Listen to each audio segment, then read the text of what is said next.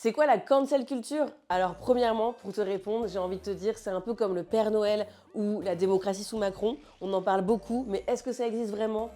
On ne sait pas. Je ne sais pas. La cancel culture, ça vient de l'anglais cancel, annuler, effacer. Si on traduisait mot à mot, on dirait la culture de l'effacement, la culture de l'annulation. Alors, je vois venir certains darons. Oui, la culture de l'effacement, je connais, m'effacer, je sais faire. Non, c'est pas ça. Rien à voir aussi avec les effaceurs. Vous savez, ces stylos qui nous permettaient d'effacer l'encre et qui servaient aussi de sarbacane. Pensez à tous les bouchons qui ont fini collés au plafond. Bref, la culture de l'effacement ou de l'annulation, c'est une expression qui a été inventée par les réacs pour désigner une certaine tyrannie des minorités, pour dénoncer un politiquement correct. Vous savez, le on ne peut plus rien dire, mais on est quand même invité sur beaucoup de plateaux TV pour le dire. Et moi, je trouve ça bête parce que dans la vie, on dit tous et toutes des conneries. Moi, je vous le dis, je suis très contente que Skyrock ait supprimé l'intégralité de mon Skyblog, sinon vous en auriez trouvé des dossiers. Pareil, Facebook me renvoie parfois des statuts que j'ai écrits il y a 10 ans.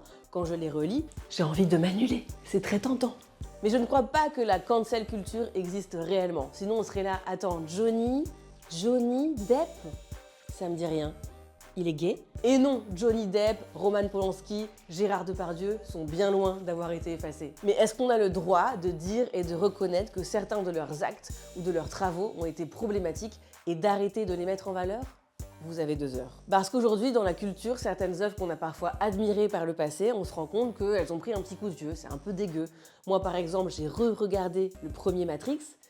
Ça fait mal aux yeux, ça pixelise un peu. Bon bah c'est pareil, il y a certains films, certaines pièces de théâtre, ça pixelise un peu niveau racisme et niveau sexisme. Je parlais de l'effaceur tout à l'heure pour rigoler. Il a eu son petit succès dans notre jeunesse, mais maintenant, voilà, l'heure de gloire est passée.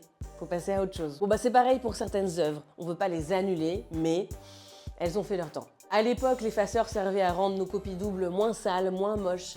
À l'époque, certaines œuvres servaient à asseoir la domination blanche et patriarcale, et ça, c'était un peu moche. Alors, cancel culture ou non, effaceur ou non, les erreurs et les fautes, elles vont demeurer, mais le meilleur moyen de progresser, est-ce que c'est pas de les identifier, de les annoter?